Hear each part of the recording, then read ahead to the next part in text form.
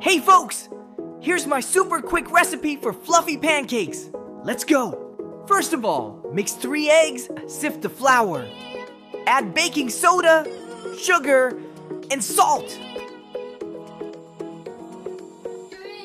Pour in the kefir and whisk it all really well. No lumps allowed. Then grab a big spoon, scoop the batter, and pour it onto a hot pan. Try not to make a mess like I did. Oops! And cook them for about 3 minutes.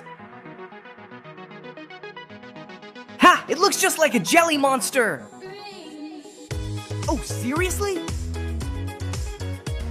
Flip with a spatula. Then wait another 3 minutes, and boom! Pancakes are ready!